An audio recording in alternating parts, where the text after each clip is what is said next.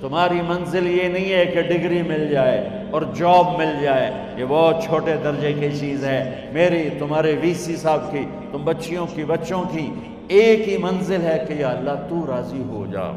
اللہ تجھے مرنے سے پہلے پہلے حاصل کرنا ہے، ڈھونڈنا ہے، پا لینا ہے، راضی کر کے مرنا ہے۔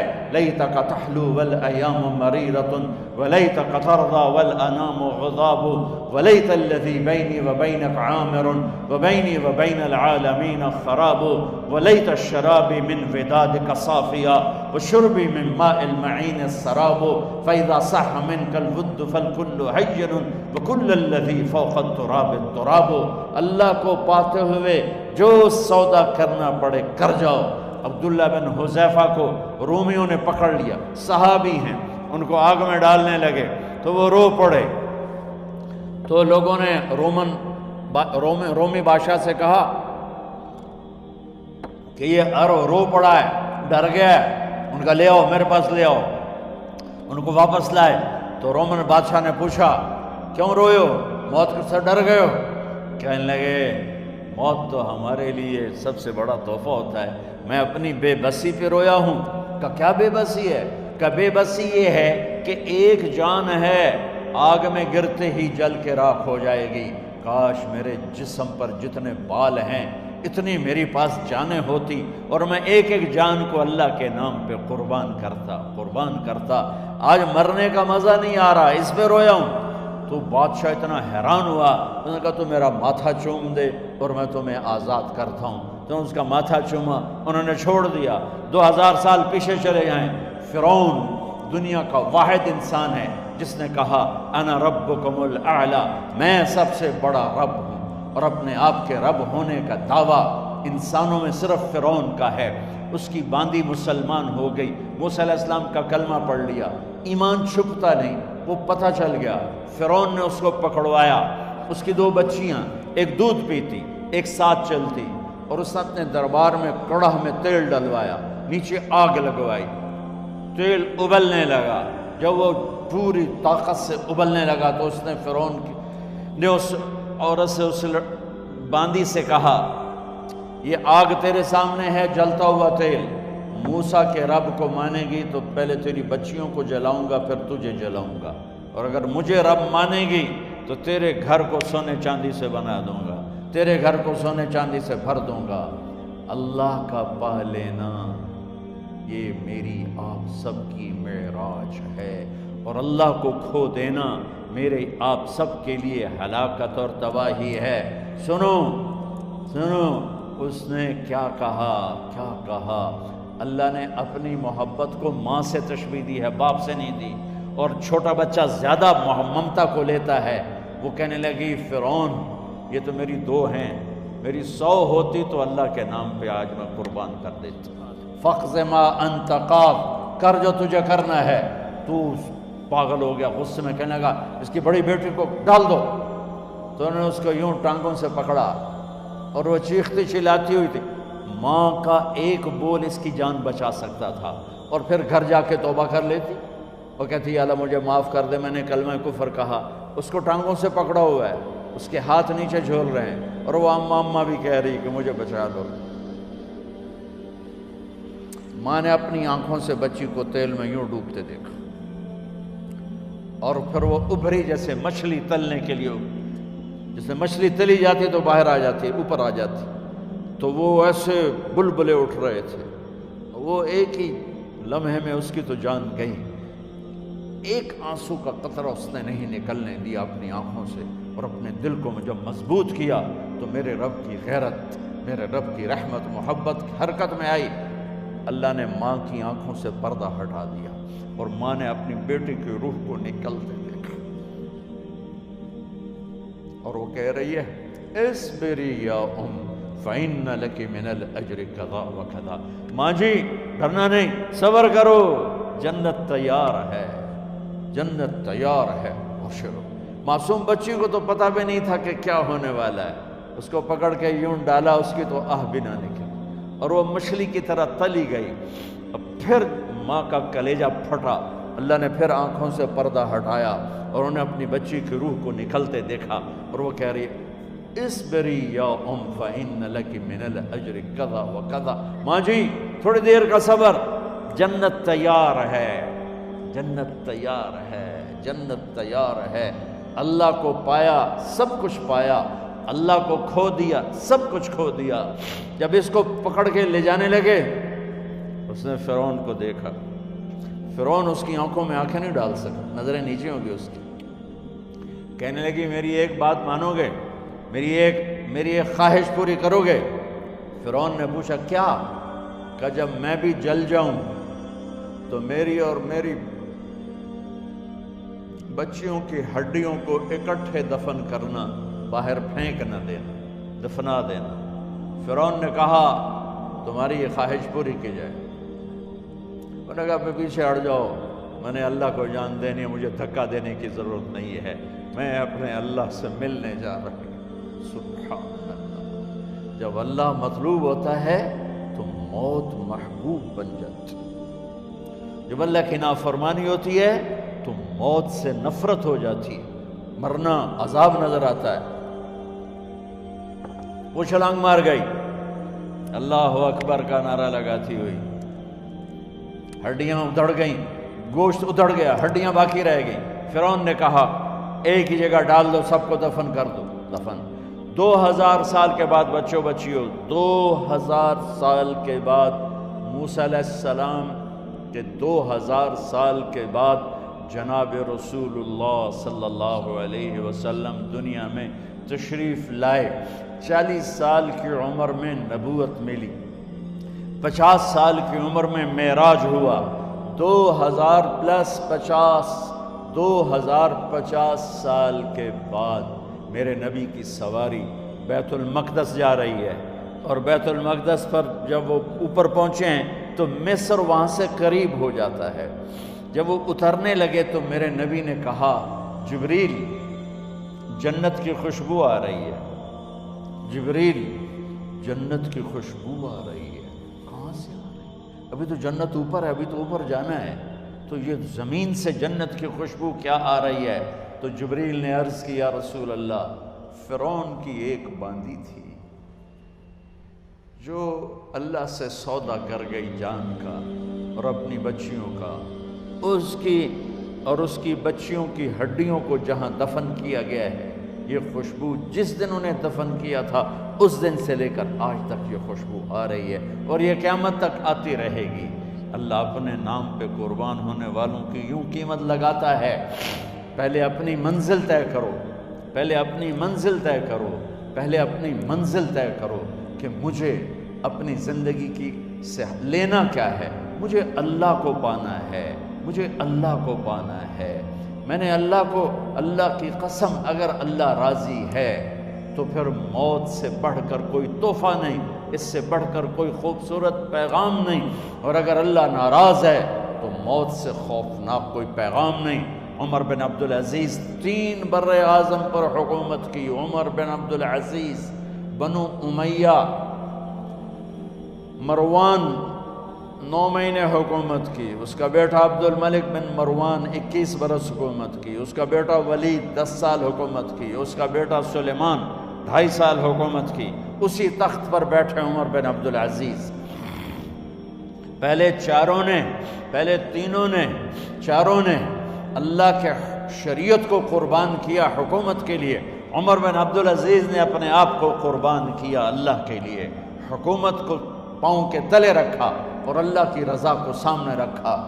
ان کو زہر دیا گیا. جب ان کی موت کا وقت قریب آیا تو انہوں نے رجا بن حیوہ کو بلایا. سننے والی بات ہے بچوں. ان سے فرمانے لگے سنو، میں نے 3 بادشاہوں کو قبر میں اتارا.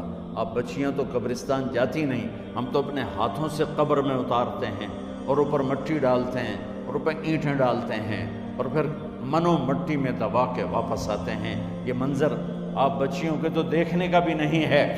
وہ کہنے لگے میں نے 3 بادشاہوں کو مٹی میں ڈالا، لیکن ان کے کفن کی گرہ کو جب کھول کے دیکھا تو ان کے چہرے قبلے سے ہٹ چکے تھے. وہ رنگ ان کے کالے پڑ چکے تھے۔ ولید بن عبد الملک، سلیمان بن عبد الملک، عبد الملک بن مروان، عبد الملک باپ، ولید بیٹا، سلیمان بیٹا، یہ تینوں کا ان کے چہرے کالے ہو گئے تھے اور ان کا قبلے سے منہ پھر گیا تھا۔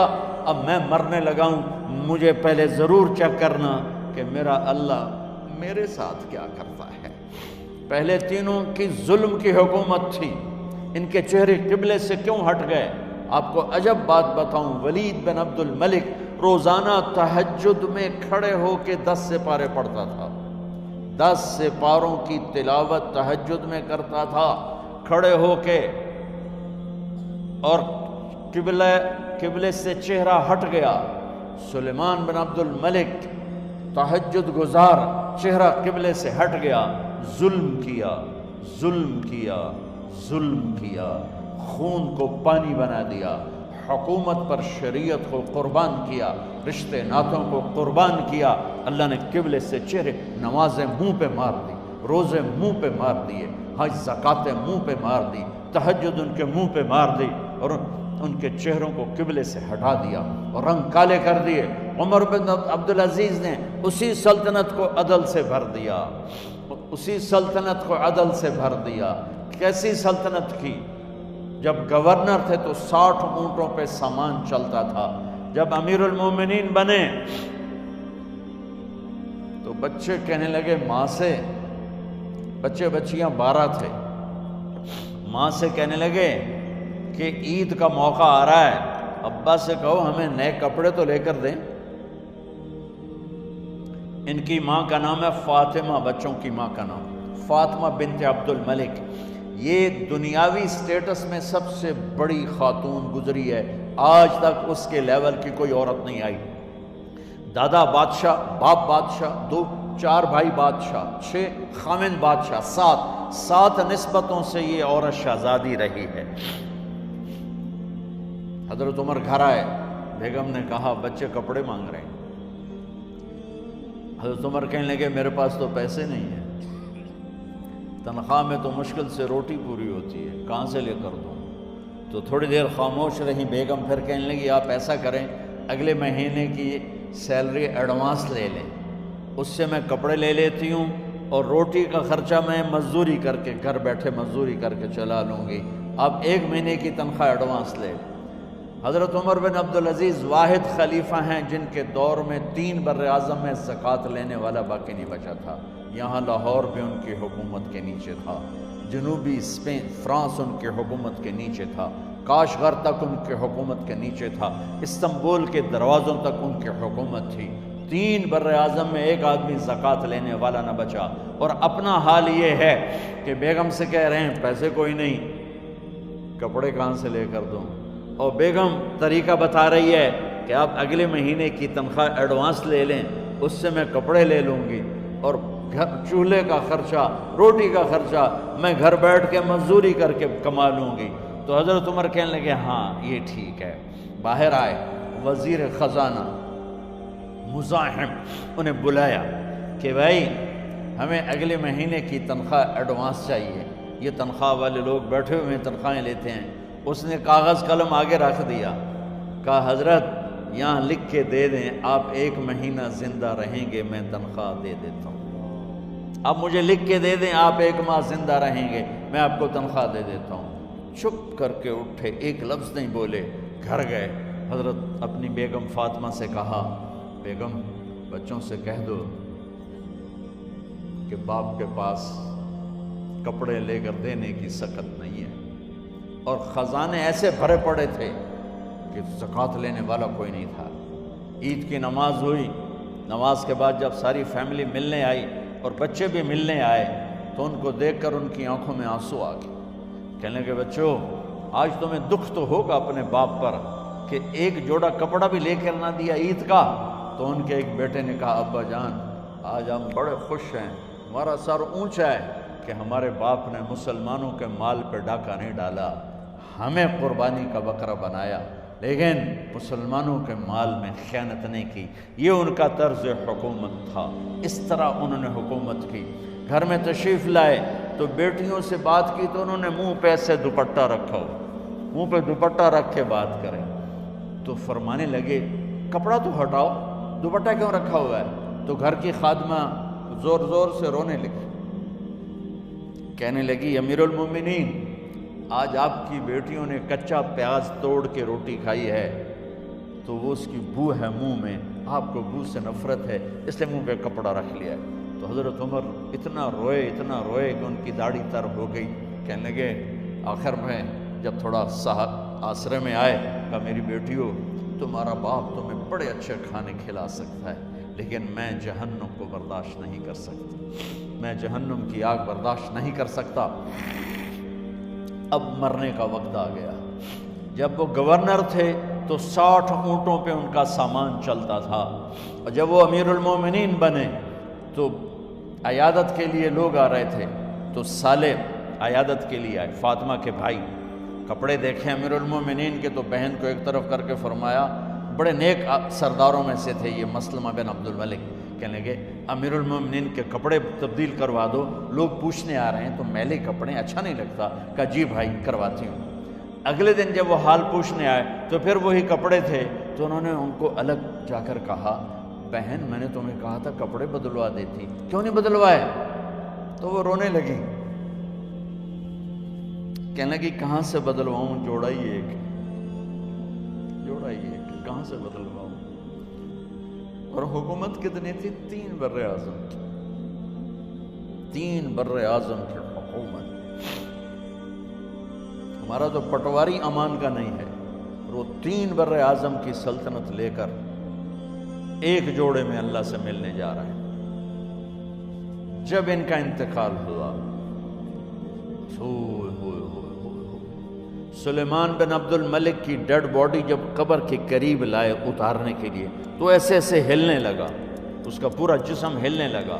تو اس کے بیٹوں نے کہا کہ ہمارے ابا زندہ ہیں، تو حضرت عمر نے فرمایا بیٹو زندہ نہیں ہیں، عذاب قبر جلدی شروع ہو گیا ہے، عجل اللہ بالعقوبہ، قبر کی پکڑ پہلے شروع ہو گئی ہے، چھپاؤ اپنے باپ کو جلدی۔ جب عمر بن عبدالعزیز کی ڈیڈ باڈی قبر کے قریب کی گئی اور ان کا بھائی اتارو، بھائی وہ باتیں شروع ہو جاتی ہیں، رومال ڈالو، چادر پکڑو، ادھر سے پکڑو، تو ایک دم ایسے ایک پرچہ ہوا میں اڑتا ہوا سب نے دیکھا، وہ آتے آتے آتے آتے آتے آتے یوں آ کے حضرت عمر کے سینے پر گر گیا۔ سب دیکھ رہے ہیں۔ جب پرچے کو اٹھا کے دیکھا گیا تو اس پہ ایک سطر پہ لکھا تھا بسم اللہ الرحمن الرحیم، اور دوسری سطر پہ لکھا تھا براءۃ من اللہ لعمر بن عبد العزیز من النار، یہ عمر کے لیے جہنم کی آگ سے نجات کا پروانہ ہے۔ 3 بر اعظم کی سلطنت لے کر وہ جنت کا پروانہ لے کر دنیا سے گئے۔ جب ان کو قبر میں اتارا گیا تو انہوں نے رجا بن حیوہ سے فرمایا تھا 3 بادشاہوں کے چہرے دیکھے قبلے سے پھر گئے، رنگ کالے پڑ گئے، مجھے تم نے دیکھنا ہے کہ کیا ہوتا ہے؟ تو رجا فرماتے ہیں جب میں قبر میں اترا اور ان کے کفن کی گیرہ کو کھول کے دیکھا تو چہرہ قبلے کی طرف فکس تھا، اور مجھے یوں لگا جیسے 14ویں رات کا چاند قبر میں اتر آیا۔ میرے عزیزو، طلبہ و طالبات، اللہ کو اپنی منزل بناؤ، اللہ کو اپنی منزل بناؤ، اللہ کو اپنی